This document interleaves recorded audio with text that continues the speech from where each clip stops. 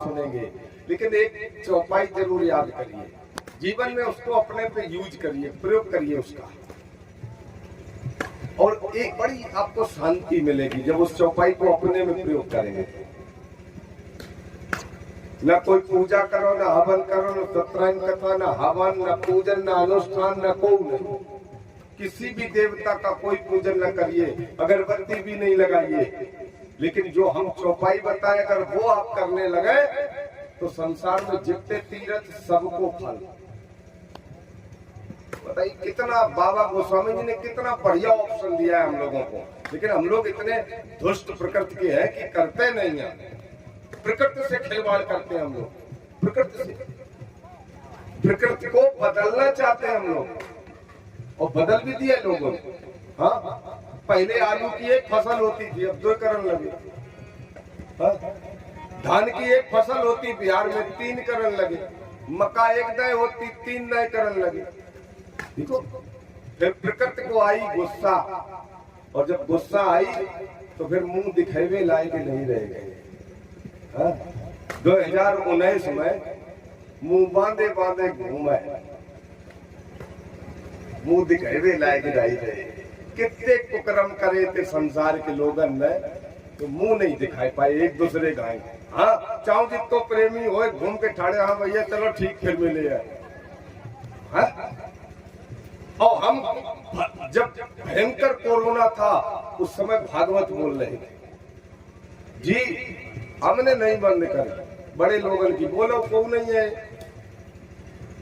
लेकिन 1 घंटा गौ माता से खेलते जरूर थे हम, उनके गले में लिपटे रहते 1 घंटा रोज। आ जाओ आप लिपट के देखो, आपको टीबी हो, कैंसर हो, सांस हो, ब्लड कैंसर हो, गौ माता के गले में केवल 1 घंटा लटके हुए शुरू कर दो, बैठी हो तो वहीं लेट जाओ, 1 घंटा अपने आप खत्म हो जाए। ये सब बेकार की चीजें हैं। किसी को ब्लड कैंसर हो गया हो, तुलसी माता 1 किलो रोज खाने लगे, खेती कराओ इनकी, 1 किलो रोज खाने लगे, ब्लड कभी चेंजे नहीं करवाओ पड़े, 6 महीना में ठीक हो जाए।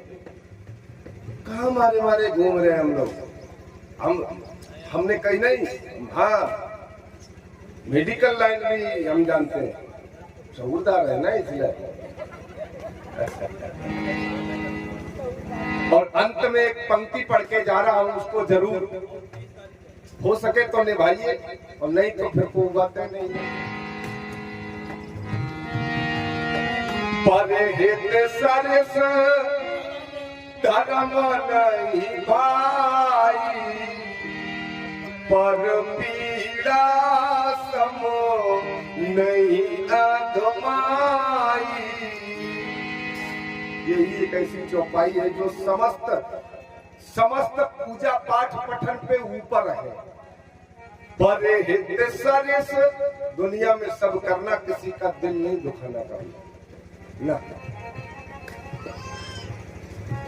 परहित सरस धर्म नहीं भाई, हम किसी का अगर फायदा न कर सके तो नुकसान भी न करें, और पर पीड़ा सम नहीं अधमाई।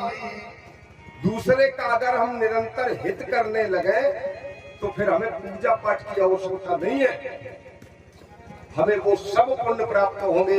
भागवत भी कहती, पंचम स्कंद भागवत में लिखा है, सर्वभूतेषु दयया, हम सब जीवों पे दया करें तो भगवान उसी से प्रसन्न होते हैं। बाबा नारद घोषणा कर रहे हैं बस, लेकिन हम लोग ये नहीं करते, ये नहीं कर पाते। भागवत सुनेंगे 4 घंटा, बड़ो लंबो भजन करें, बड़ी माला सट करें, और कहो बगल वाले के आलू खोद ले आए। बस यही तो दुर्भाग्य है कि हम लोग बैठ के तो सुनते नहीं है, क्योंकि उनको टाइम ही नहीं है सुनने का। और अगर कहीं न कहीं सत्संग को, भागवत कथा को विधिवत सुन लिया जाए तो एक बार तो गारंटी है कि मन बदल ही जाएगा जी।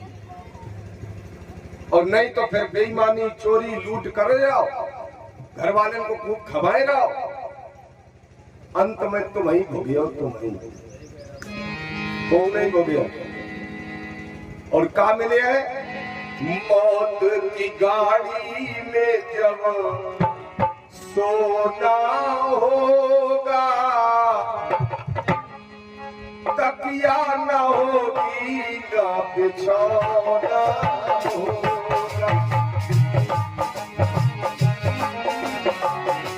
होगा होगा, तकिया न होगी, ना बिछौना क्या होगा? कंडा लगाए गए कानन तीर, कंडा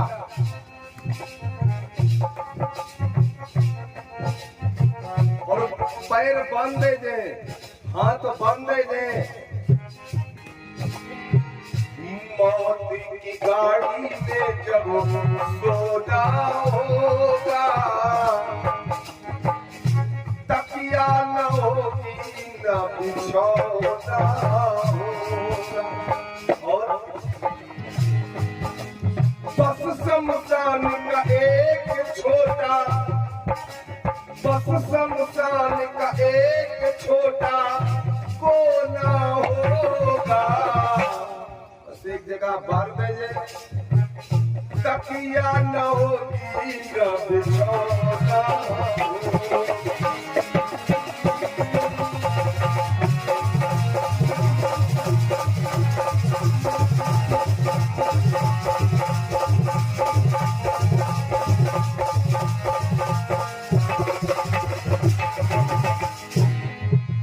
बस शमशान का एक छोटा कोना होगा,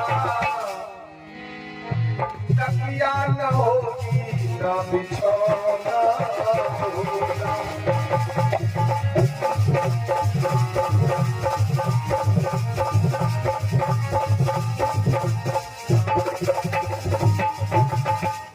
यही है, यही है। उसमें दो तरह के लोग होंगे, कुछ तो खुश होंगे और कुछ आंसू बहाएंगे। कुछ कहेंगे ठीक रहो, मर वो बहुत आते यार हो, और कुछ कहेंगे नहीं नहीं नहीं, कुछ तो अच्छे व्यक्ति थे। ये चलता है। स्वर्ग व्यक्ति गया है कि नर्क गया, ये मरने के बाद तुरंत पता लग जाता है।